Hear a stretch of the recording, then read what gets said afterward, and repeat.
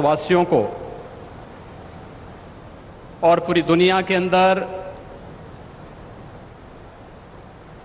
भारत के प्रति, भारत के सनातन धर्मावलंबियों के प्रति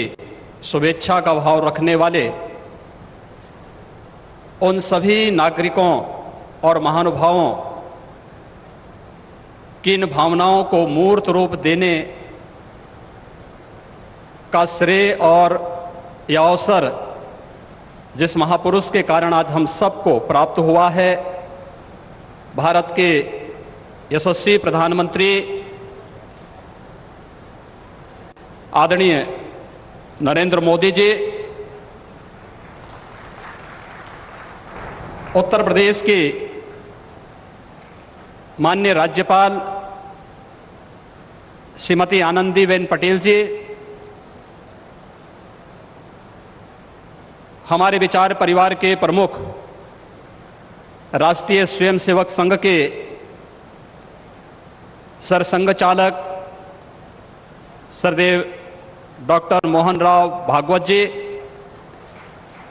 श्री राम जन्मभूमि तीर्थ क्षेत्र न्यास के अध्यक्ष पूज्य महंत नृत्य गोपाल दास जी महाराज, देश के विभिन्न पंथ और संप्रदायों के आज के इस कार्यक्रम में उपस्थित पूज्य संतगण, आचार्यगण, धर्माचार्यगण, श्री राम जन्मभूमि तीर्थ क्षेत्र न्यास के सभी पदाधिकारीगण, विचार परिवार समेत देश और दुनिया के कोने कोने में इस पूरे कार्यक्रम का साक्षात अनुभूति करने वाले सभी मर्यादा पुरुषोत्तम भगवान श्री राम के सभी भक्तगण और तीर्थ क्षेत्र न्यास के महासचिव श्री चंपत राय जी, मैं आदरणीय प्रधानमंत्री जी का मर्यादा पुरुषोत्तम भगवान श्री राम की इस पावन धरा पर 5 शताब्दी की इस बहुप्रतीक्षित लंबे संघर्ष और साधना की सिद्धि की स्मृति के अवसर पर भूमि पूजन और कार्य शुभारंभ के इस अवसर पर उत्तर प्रदेश के इस धराधाम पर 7 पवित्र पुरियों में से एक अवधपुरी में हृदय से अभिनंदन करता हूं, स्वागत करता हूं।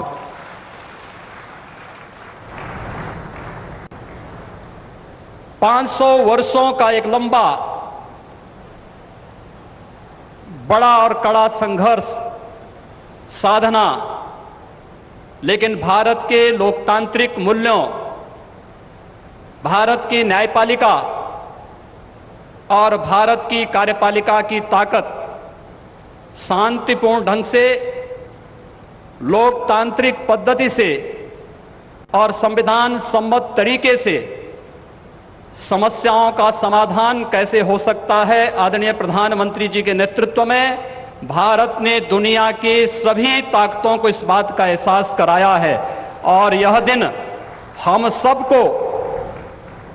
पूरे भारतवासियों को इस शुभ घड़ी का एहसास कराने के लिए, क्योंकि इस घड़ी की प्रतीक्षा में हम सब की कई पीढ़ियां चली गई। पूज्य संतों ने, अनेक महापुरुषों ने, अनेक वीरांगनाओं ने अपना बलिदान दिया और वे एक ही तमन्ना लेकर के कि अपनी आंखों के सामने ब्रह्मांड नायक मर्यादा पुरुषोत्तम भगवान श्री राम के भव्य मंदिर के निर्माण के कार्य को हम अपनी आंखों के सामने देख सकें। लेकिन संघर्ष चलता रहा, साधना चलती रही, अनवरत ये कार्यक्रम चलते रहे, लेकिन लोकतांत्रिक मूल्यों और आदर्शों की रक्षा करते हुए संविधान सम्मत तरीके से, शांतिपूर्ण तरीके से इसका समाधान का मार्ग निकल सकता है। आदरणीय प्रधानमंत्री जी की सूझबूझ और दूरदर्शिता के कारण आज पूरे भारतवासियों को यह गौरव की क्षण का अवसास होने का अवसर प्राप्त हुआ है। मैं इसलिए उनका आज के इस अवसर पर हृदय से अभिनंदन करता हूं, उनका हृदय से स्वागत करता हूं। भाइयों बहनों, हम सब गौरवान्वित हैं इस बात को लेकर के कि अवधपुरी के बारे में जो सपना हम सब ने देखा है, मुझे लगता है कि उस बात का एहसास 3 वर्ष पहले उत्तर प्रदेश की इस अवधपुरी में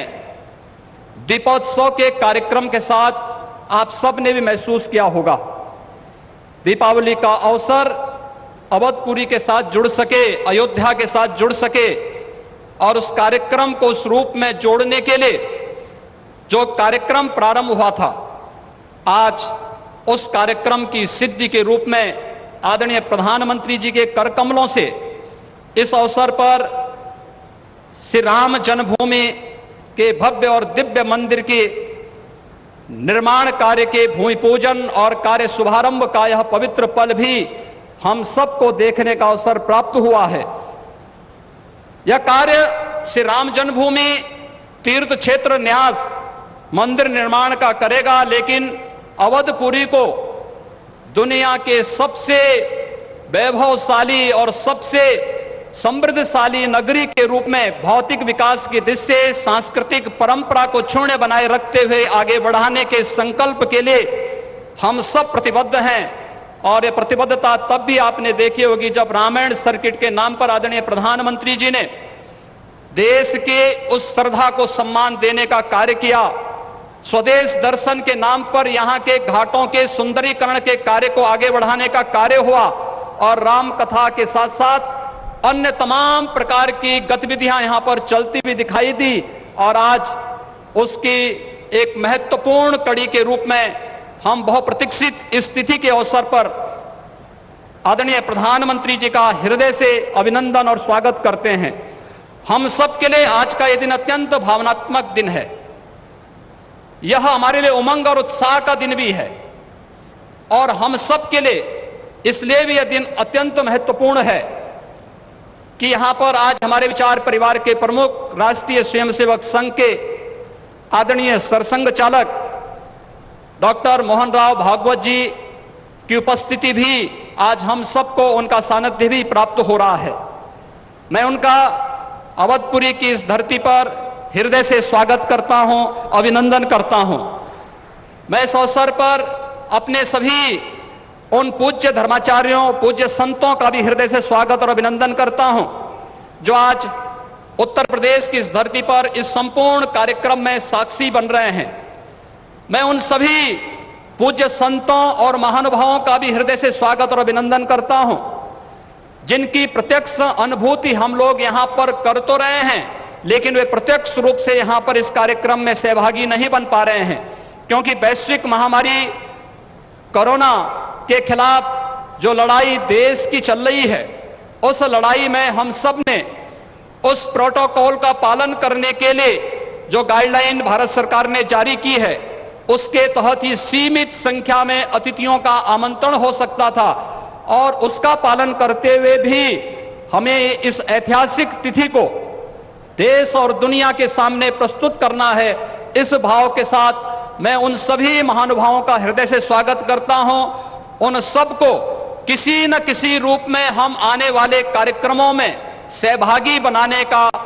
आयोजन आने वाले समय में इन वर्षों में करेंगे कि उनकी उपस्थिति प्रत्यक्ष अनुभूति अयोध्या में हो सके और उनकी प्रत्यक्ष अनुभूति के माध्यम से यह कार्यक्रम अवधपुरी को जो गौरव मिलना चाहिए, इस गौरव को हम आगे बढ़ा सकें। हम सब के लिए आज का दिन इसलिए भी महत्वपूर्ण है। यह कार्यक्रम केवल मंदिर निर्माण के कार्यक्रम का शुभारंभ ही नहीं, एक उस भारत को एक दुनिया के सामने प्रस्तुत करने का भी एक अवसर है जिसे आज से 6 वर्ष पहले आदरणीय प्रधानमंत्री जी ने राम राज्य की उस अवधारणा को चरितार्थ करने के लिए आगे बढ़ाया था, जिसमें किसी के साथ न जाति के नाम पर, न क्षेत्र के नाम पर, न भाषा के नाम पर कोई भेदभाव नहीं। और सबका साथ सबके विकास की भावना को चरितार्थ करते हुए